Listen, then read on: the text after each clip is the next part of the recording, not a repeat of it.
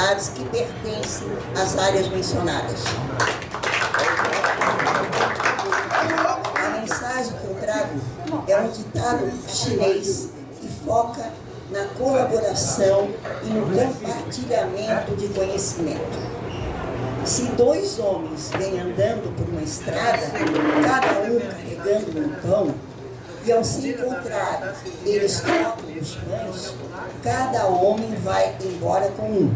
Porém, se dois homens vêm andando por uma estrada, cada um carregando uma ideia, e ao se encontrarem, eles trocam as ideias, cada homem vai embora com duas. Sempre que possível, troque ideias. Elas esclarecem, acrescentam, ajudam, evoluem. Ainda que você não precise, servirão para o outro. Agradeço a atenção e desejo uma profunda reunião a todos.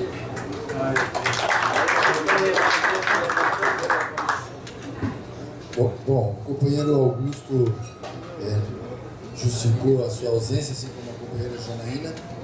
Então, aproveitando esse espaço, eu quero falar sobre, rapidamente, 3 temas. A campanha do Ed Polio Now, nós vamos fazer a divulgação no site do clube, no Facebook, para ficar divulgando a data.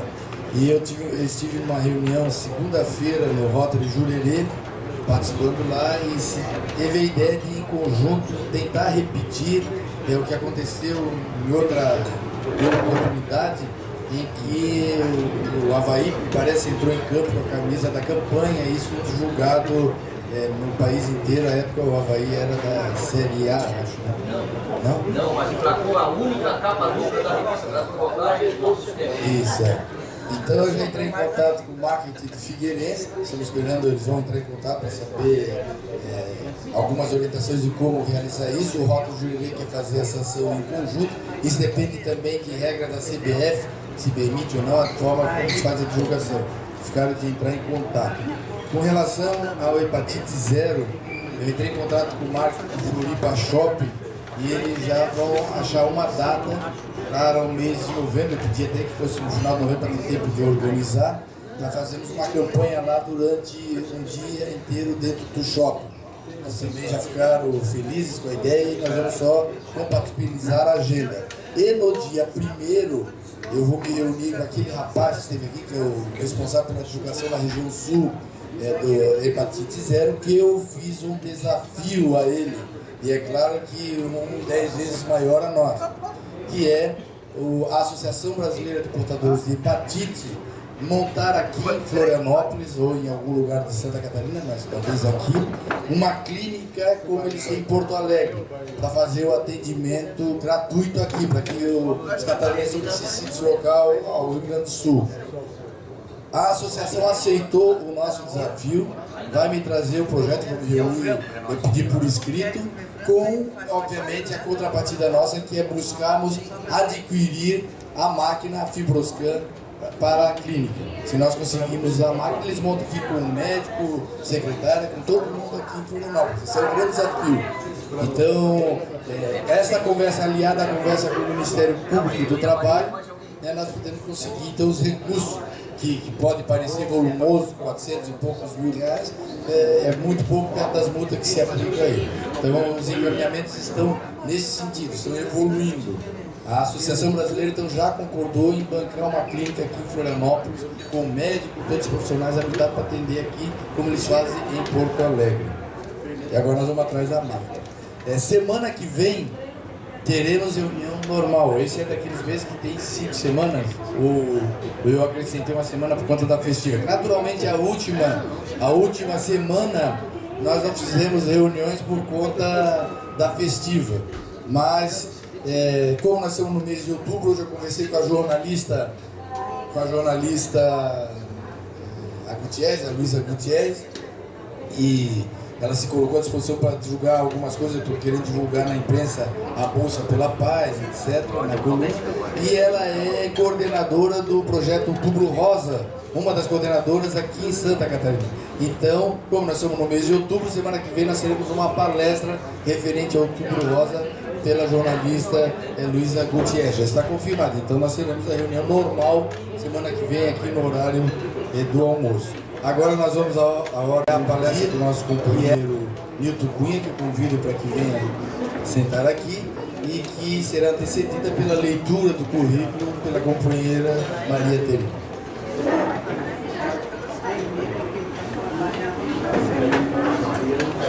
O companheiro Nilton da Cunha nasceu em Paranaguá, no Paraná. Aos 18 anos, em 1950, mudou-se para Curitiba. Na Universidade Federal do Paraná, formou-se em Engenharia Civil em 1961. Aqui eu abro um parênteses, porque lembrei que uma vez conversando com um companheiro, ele me contou que foi aluno do meu saudoso e querido tio Teodócio Jorge Aterino, que era irmão do meu pai e que também foi reitor da Universidade Federal do Paraná. Em 1962, mudou-se para Florianópolis e aqui trabalhou no Departamento Estadual de Estradas e Rodagens e também no Departamento Nacional de Obras e Saneamento.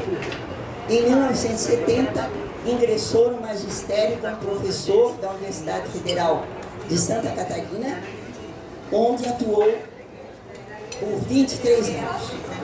Cursou pós-graduação em Ciências Geodésicas na Universidade Federal do Paraná. Cursou pós-graduação em Filosofia da Ciência em 1992. Publicou 2 livros, O X do Problema e O Pensamento e Verdade, uma nova maneira de pensar a realidade. Então, o companheiro Nilton Cunha nos brindará com essa nossa palestra. Companheiro presidente, companheiros, visitantes, eu peço permissão para ficar sentado, porque hoje temos um número mais reduzido, e para poder ler o texto que eu preparei para esta palestra. Espero não passar dos 15 minutos habituais, 20 minutos, né? Também quero dizer que o texto não tem conotação de política partidária nem de corrente religiosa. É simplesmente filosofia. Vamos ver. Há tempos atrás, quando se dizia que alguém era um ou uma intelectual de renome, estava-se reconhecendo os méritos de sua produção cultural, de sua bagagem intelectiva. Todavia, com o advento da era do computador, o significado e importância evidenciados pelo intelecto esmaeceram, pois as modernas máquinas o superam em larga margem, seja devido à imensa capacidade de memória, exatidão de cálculos e de texto, ou quanto à velocidade das operações de produção e reprodução das matérias. Porém, o defeito maior do intelecto está no modo fragmentário de pensar a realidade, a saber, a análise dos processos se faz mediante decomposição dos fatos observados, seguindo a lei de causa e efeito preconizada no método cartesiano. Esta diretriz está a indicar que a lógica científica, filosófica e o senso comum se apoiam no princípio mecanicista, fundado nas aparências de verdade derivadas da noção de regularidade, continuidade, linearidade, articulação, automatismo, previsibilidade, determinismo, supostos naturais condicionantes da dinâmica dos processos materiais, sociais e humanos. Com isso, os saberes derivados do mecanicismo científico dão-nos a falsa ideia de um mundo cujo estado natural de coisas é governado pela estabilidade e equilíbrio, estático e dinâmico. Não cogita, com o rigor necessário, das variações aleatórias presentes nos processos da natureza e das relações da vida. O intelecto não é mais que um mero observador mecânico dos processos, insensível ao pulsar do novo a revelar-se a todo instante no âmago de cada relação. É instrumental, incompleto, exterior. Nada revela sobre a essência das relações. Fragmentário o mecanicismo intelectual nos leva a pensar os processos em termos de princípio, meio e fim, assim, separados. Ora, os processos da vida não são fragmentários, nem rigidamente articulados. Simplesmente fluem, modificando-se eternamente. A supervisão, a supervalorização do intelecto serviu para justificar a ideia segundo a qual o processo intelectual e tecnológico fatalmente iria promover a evolução geral da humanidade, rumo a tempos de mais sabedoria. Entretanto, a realidade social e humana, ao longo dos tempos, não confirma essas expectativas. As qualidades do pensamento e do comportamento humano não evoluíram com os progressos havidos no campo da matéria. Por quê? Justamente porque o pensamento mecanicista jamais irá compreender a complexidade dos processos de relação das pessoas entre si e destas com a natureza, de mudança nitidamente aleatória. Para esclarecer, o que eu estou querendo dizer é que o intelecto é mecanicista. O intelecto não sabe pensar a totalidade das coisas. Precisa fragmentar um processo para poder entender as partes e depois fazer uma ideia do conjunto. Como diz o método cartesiano, o intelecto funciona assim, mas a realidade não funciona assim. Por isso que há tanta contradição. É fato, o intelecto é incapaz de compreender o sentido integral dos complexos processos da vida de relação, essencialmente não fragmentário, não determinista, não mecanicista. Você vê que é uma questão que pouca gente, pouquíssimos pensadores tiveram a oportunidade de se deter. Porque isso aí é uma coisa grave. Nós pensamos que o mundo é mecanicista e não é. Então, fatalmente, nós iremos cometer erros graves na interpretação da realidade das coisas.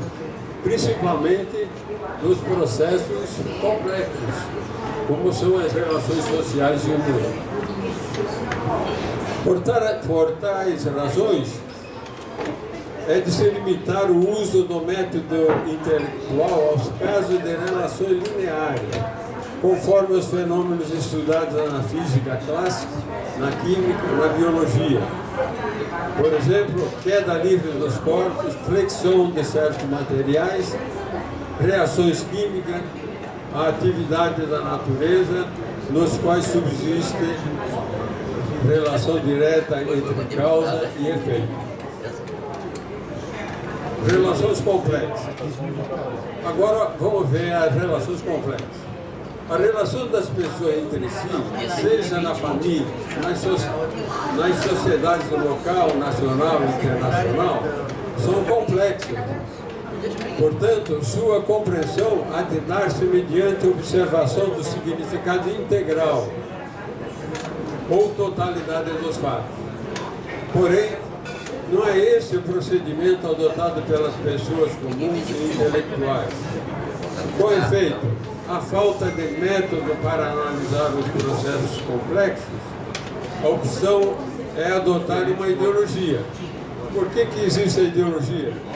Porque os processos complexos o intelecto não pode alcançar.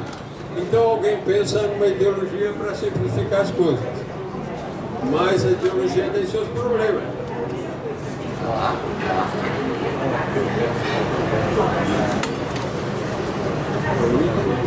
Porém, ora, uma ideologia, seja de natureza política, social ou tecnológica, ideológica, aliás, ou teológica, é simplesmente um modo de pensar imaginado por alguém supostamente habilitado a definir o roteiro de interpretação para os desenvolvimentos complexos considerados. Quer dizer, há um problema complexo. Não se tem uma solução, o cara inventa uma ideologia. Há poucos dias eu estive na universidade porque um companheiro meu, professor, meu, estava doido porque eu critiquei a ideologia de Marx do meu livro, justamente por uma razão. É que a ideologia do Marx prevê a evolução da sociedade por meio do choque de ideologia. Mas acontece que isso aí nunca se verificou evolução nenhuma com choque de ideologia. As ideologias continuam aí a produzir seus efeitos, a maioria, no meu entendimento, danosos, né, para a sociedade, e não há solução. Não se resolveu o problema da guerra, não se resolveu o problema de miséria, não se resolveu os conflitos aí entre os países, as tensões entre os países. Continuando. Porém, não é este o procedimento adotado pelas pessoas comuns, intelectuais, com efeito a falta de método para analisar os complexos. Continuando aqui. É fácil constatar que cada espécie de interpretação ideológica visa, geralmente, dar ênfase à resolução mecanicista também de problemas específicos de uma comunidade e não a compreensão do processo global. A fragmentação dos processos complexos impede, assim, a compreensão integral dos problemas humanos. 3. A verdade está na compreensão das totalidades. Isso é uma coisa que eu fui buscar em Jesus e em Krishnamurti. Para mim, dois dos maiores pensadores que se conheceu. Vejamos. Os grandes mestres Krishna, Buda, Jesus, Krishnamurti, de seu lado, revelaram roteiros lógicos seguros para a compreensão das complexidades das relações, a começar pelo processo do próprio pensamento. Quer dizer, para entender a complexidade da vida, precisamos entender primeiro a complexidade do nosso próprio pensamento. O pensamento humano, cá para nós, é uma confusão completa. O cara, no momento ele reage a um problema de um jeito, no momento seguinte ele reage de outra maneira, de acordo com conveniências próprias, medos pessoais, etc.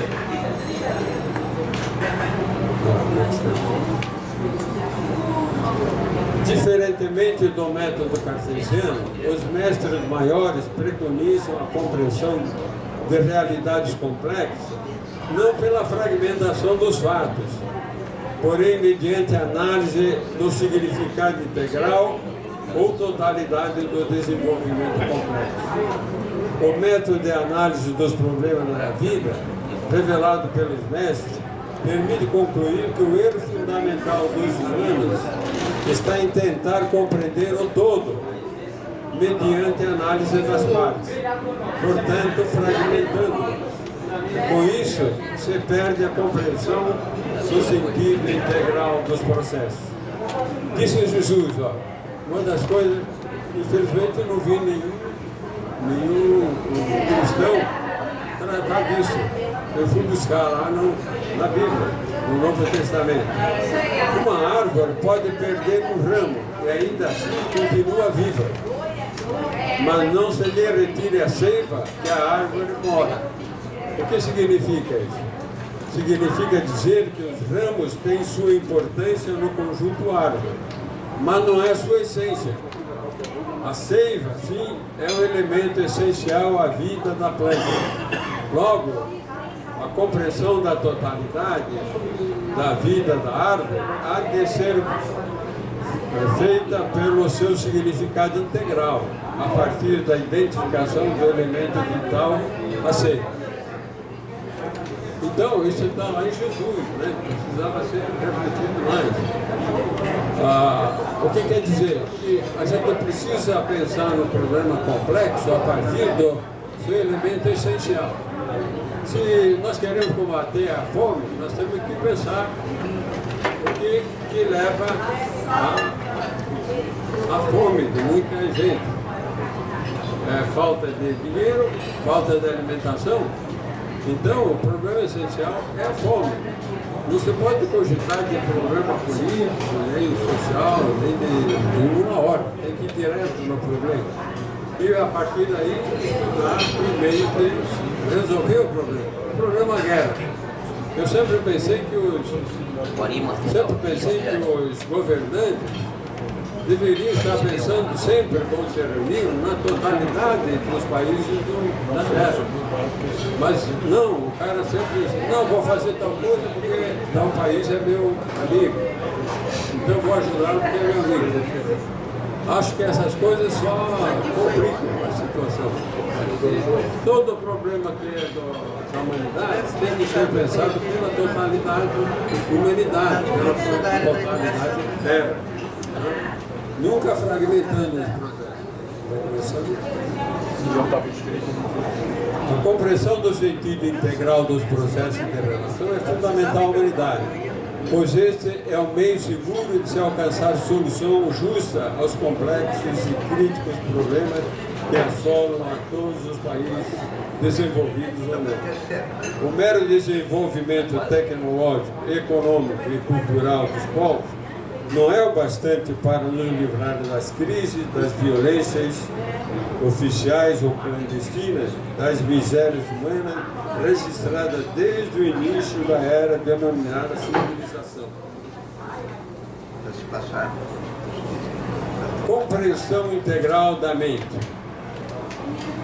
É verdade insofismável que não compreendemos em sentido integral a estrutura e funcionamento de nossa própria mente, sede de contraditórios, vagos e equívocos valores idealistas que só nos fazem confundir em vez de nos ajudar a entender a realidade da própria mente.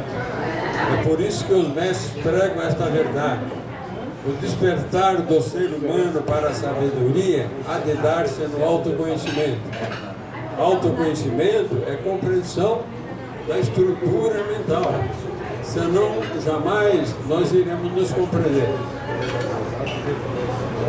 E autoconhecimento significa compreender o sentido de totalidade da estrutura e funcionamento da nossa mente, o que significa livrar-nos das crenças contraditórias, ilusórias, temporais, que nada significam perante a verdade superior da vida. O autoconhecimento é o despertar para a consciência superior, além do intelecto.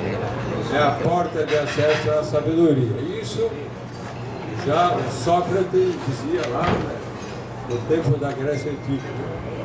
Os seres humanos em geral, sejam intelectuais, pensadores ou pessoas comuns, não têm compreensão integral, domínio pleno do significado das relações. Nossos pensamentos e reações, em todas as circunstâncias, são guiados por valores de aparência, impressões vagas, idealismo. Portanto, é fundamental que cada um esteja plenamente consciente da origem e sentido das ideias, valores, emoções e reações que se manifestam em sua mente, na intenção de compreender com extrema acuidade mental o sentido integral destas manifestações e seus reflexos na vida de relação. Em razão do artificial modo de pensar, não sabemos agir, isto é, atuar criadoramente, em busca de solução completa, inovadora para o nosso momento, para o novo momento de nossa vida.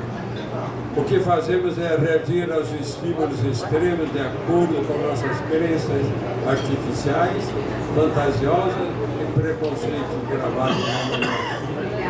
Ora, os saberes gerados nos lares, escolas e meios de comunicação se limitam a ensinar o que pensar e não como pensar.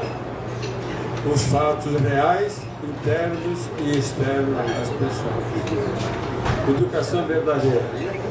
Segundo um educador de renome, educar é moldar a personalidade ética do educando. Uma frase bonita, né? Eu já vi o educador fazer essa palestra e a plateia toda aplaudia exclusivamente. Então vamos ver o que significa isso. Ora, quando se molda, ele diz que é moldar a personalidade. Quando se molda a personalidade de alguém, está se transferindo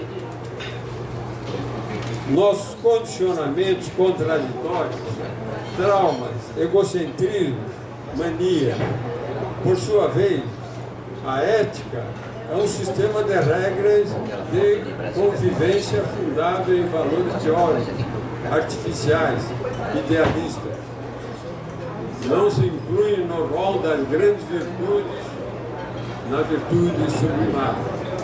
Quer dizer, a palavra bonita, né? A ética é uma palavra bonita, sua vez, mas ela não significa absolutamente moral, como muita gente traduz. Moral é uma coisa superior. A ética são regras de convivência, né? Que são necessárias, mas não são regras superiores.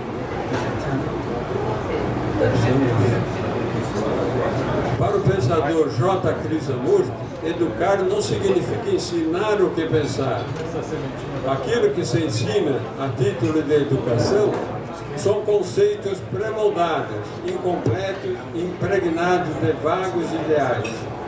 Nunca expressão de verdade superior. Educar uma criança ou adulto implica garantir-lhe plena liberdade mental para observar a vida real em sua plenitude, com atenção e profundidade, de modo que consiga compreender os fatos seriamente, sem fantasias ou recalques, a fim de aprender a essência dos processos em que estamos envolvidos, a começar pela estrutura e atividade da própria mente. A compreensão da estrutura mental e dos processos de pensamento há de nos livrar das incompletudes e contradições mentais que se refletem nas conflituosas relações do dia a dia.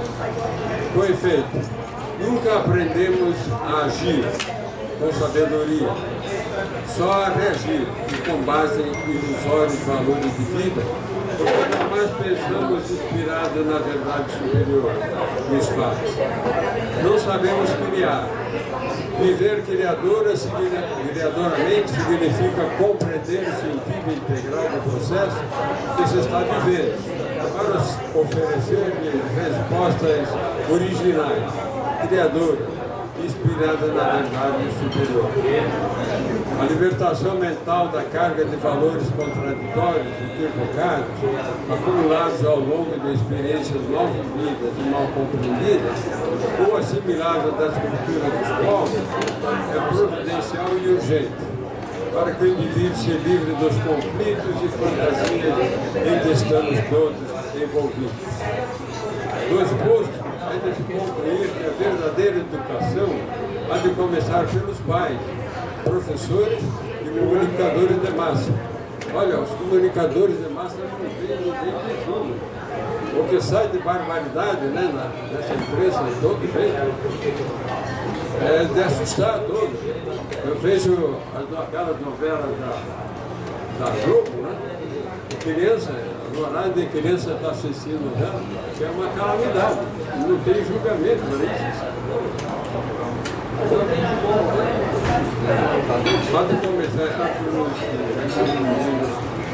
do exposto é de concluir que a verdadeira educação há de começar pelos pais, professores e comunicadores de massa, visando libertar suas mentes da bagagem de contradições e crenças ilusórias, aprendidas desde a infância e que nos impedem a plena liberdade de pensar e de agir. Compreensão integral da estrutura e atividade da própria mente é autoconhecimento. Liberdade plena que nos há de abrir as portas à verdade superior, à virtude sublimada. A saber, aquilo que se denomina virtude nas culturas dos povos em geral são conceitos fragmentários. De paz significando ausência de guerra. De justiça, quando expressa ordem legal. De moral, em sentido de ética convencional. De amor, como manifestação de paixão e desejo de fuga em prazeres inebriantes. De sabedoria, a exprimir teóricos valores intelectuais. De fé, em sentido de crença em algo de que se espera ajuda. Ora, essas virtudes mundanas podem beneficiar nas relações tradicionais, mas nada acrescentam de real virtude à consciência superior. Os grandes mestres apregoam o despertar humano para a consciência da totalidade da vida, para as verdadeiras virtudes, e hão de se manifestar no seu sentido integral a pessoa de mente liberta de ilusões e fantasia. Inspirada na virtude sublimada, uma pessoa pode cometer erro de equívoco, porém jamais há de praticar erro de má fé. É isso.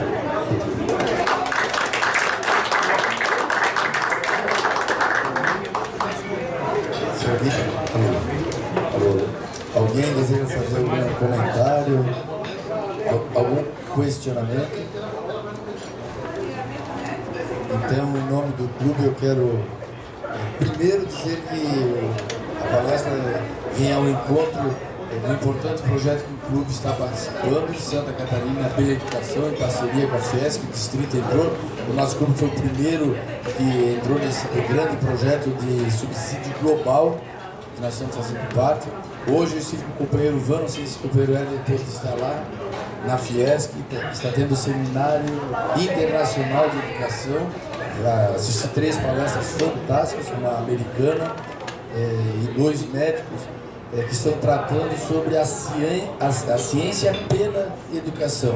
Então hoje no mundo os cientistas estão estudando, como disse a palestra aqui, a forma como o nosso cérebro funciona para adquirir a inteligência, a capacidade de memorização, de que forma é esse funcionamento e como isso pode colaborar com todos e com a administração na melhoria do sistema educacional. De melhor nós voltarmos o processo educacional no século XXI. Aquela frase é mais do que correta. Nós estamos com escola do século XIX, professores do século XX e alunos do século XXI. Então o nosso sistema cartesiano tem muitos professores, uns por comodismo, outros por falta de estímulo, de oportunidade, de condições de trabalho, que se sente com uma prepotência tal de achar que eles, em frente da sala de aula, são donos de todo o conteúdo do mundo. Quando os alunos estão ali à sua disposição, um simples clicar aqui mesmo, um tal de Google, que tem um monte de bobagem, mas tem uma infinidade de conhecimento que pode ser absorvido, que são absorvidos em N horas do dia por qualquer pessoa que tenha interesse em adquirir conhecimento. O grande desafio, então, da educação vai ser preparar os professores a ensinar o aluno a buscar o seu conhecimento. Porque pensar em como ele vai adquirir esse conhecimento. E um médico lá, que nas palestras mais fantásticas, um carioca, que é, aliás, o paranaense, ele falou um negócio bem atual, que é o seguinte: por que será que inventaram aquele negócio do caçador de Pokémon e toda a gurizada saiu na rua entrando aqui para ir caçar Pokémon pela cidade? Nós, os mais cultos, saímos demonizando que isso são tudo uma gurizada, que não tem o que fazer, uns abobados, etc. Até o dia que eu entrei para achar o Pokémon, eu me diverti muito quando eu era pequeno, inclusive para ver a capacidade dela aqui de buscar. Mas não se estudou esse fenômeno, não se pensou em estudar esse fenômeno. Por que que o jovem sai a caçar Pokémon pela rua usando um meio de comunicação e não sai a caçar conhecimento se ele tem o mesmo equipamento à sua disposição? O que falta para fazer esse link? Para fazer com que ele, na linguagem dele, no mundo dele, né, tenha esse interesse, se está tudo à disposição dele. E esse é o grande desafio da educação, e o Rotary Clube de Florianópolis está junto com o distrito muito empenhado nisso. Nós participamos já de várias reuniões. Segunda-feira teremos a reunião para estimular os clubes da grande Florianópolis, lá em Palhoça. Semana passada eu participei do treinamento de professores que a Google está fazendo lá em Palhoça. Participei uma tarde, eu e a companheira Janaína ficamos lá uma meia tarde aprendendo como os professores estão aprendendo. É algo muito interessante, uma revolução na educação, e que a Fiesc está pilotando isso muito bem, e que o Rotary agora entrou como parceiro. Por isso que eu quero agradecer ao companheiro Milton, que muito do que eu ouvi aqui passou pela percepção, essa visão holística, né, que aqui está na forma fragmentada, passou pelas discussões hoje e são matéria de estudos de cientistas no mundo inteiro. É algo que preocupa muito. E é muito triste ver o dado do PISA, a situação do Brasil com relação ao mundo, na questão educacional. Nós não estamos nem igual o Figueirense indo para a Série B, muito menos pertinho, igual o Avaí indo para a Série A. Nós somos quase igual o Joinville indo para a Série C, em termos de educação no nosso país. É muito triste esse quadro. Então, algo muito sério, muito forte tem que ser feito. E o Rotary, isso estimula muito. O Rotary está participando desse projeto para buscar melhorar esse quadro no nosso país. Feito esses comentários, eu quero ter o nome do clube e agradecer ao companheiro Milton por essa importante palestra.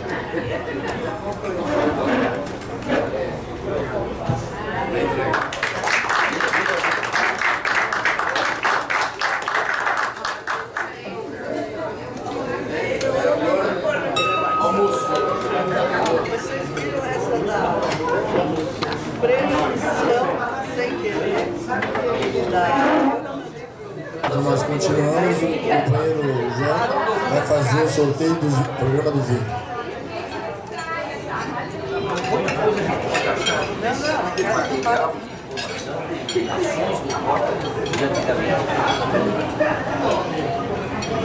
Boa tarde, companheiro. Então vamos dar início mais um sorteio do nosso vinho. Dona Dominga, por sinal, bom.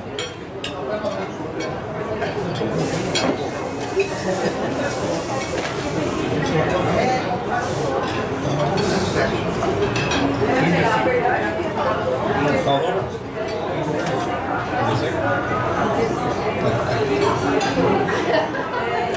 16 não, mas foi o número 30.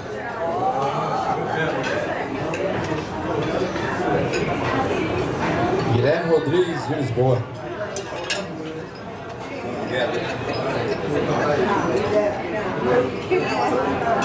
Então, Guilherme, né? Guilherme não ganhou ainda em outubro, então, novo sorteado. Bom, obrigado.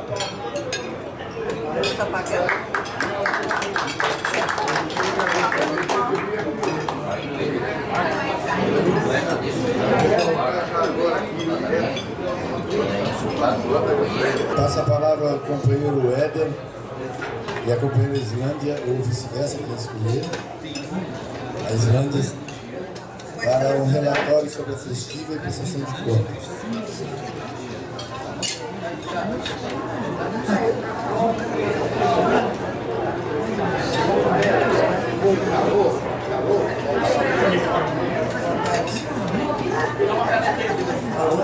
Oi, boa tarde, companheiros. Eu tenho aqui a relação do dinheiro que entrou nas despesas da nossa festiva da outubro. Vendemos 90 convites, deu total de R$3.600. Aí foram vendidos 34 docinhos, que deu R$170. As bebidas foram vendidas deu R$ 731. Tivemos um patrocínio, eu não sei de quem é o patrocínio, pode falar? Não precisa falar? Não? De R$ 500. E houve uma sobra de bebidas de R$ 40. O chopp custou, as despesas agora, o chopp custou R$ 500, o aluguel e limpeza do salão R$ 350, os doces R$ 80, bebida, mais gelo, mais copo, guardanapo, papel, toalha, R$ 322,53. A locação da louça, R$ 275. Então, o total de despesas deu R$ 1.527,53. Eu não falei o total da receita, né? Então, nós tivemos uma entrada de R$ 5.041 e despesas de R$ 1.527, que deu líquido R$ 3.513. Sobraram 48 latinhas de refrigerante, 12 garrafinhas de água, água com gás 24. Estão guardadas para uma próxima festa, ou se alguém queira adquiri-las. Tivemos o nosso companheiro, o Chara, que doou a comida, trabalhou bastante, porque fazer comida boa, como foi feita, para não vieram os 90 que compraram um convite, mas o total chegou perto de 70, né?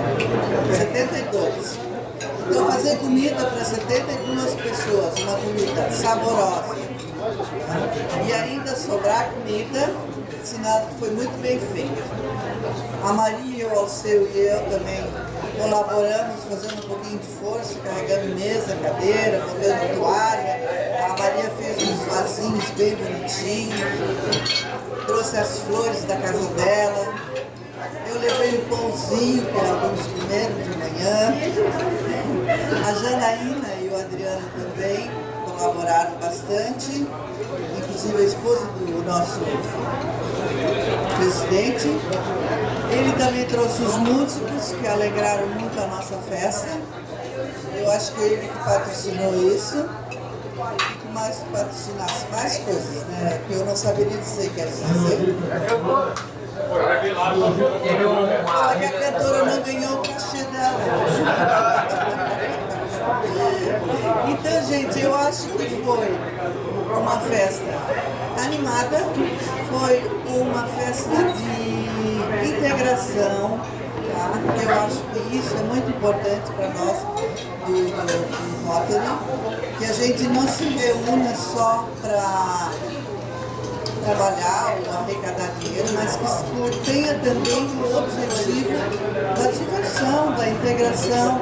Eu acho que é nesses momentos que muitas vezes você começa a conhecer melhor as pessoas, pelo menos na minha opinião. Então eu quero agradecer em meu nome, em nome da equipe toda que trabalhou. O dinheiro já foi entregue ao nosso companheiro Éder, né? E é ele que vai fazer o bom uso do dinheiro agora. Já está na conta do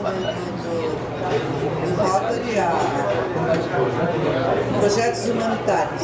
Já está na conta para a gente logo adquirir o que a gente está sendo pedido e fazer a entrega. Agradeço então mais uma vez em meu nome, em nome do presidente, a colaboração e participação de todos. E já vamos pensando para a próxima.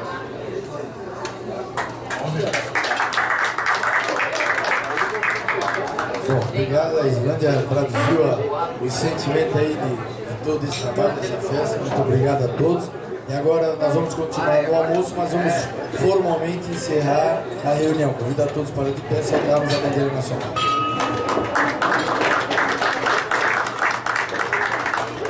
Nós fazemos uma avaliação dos trabalhos do clube.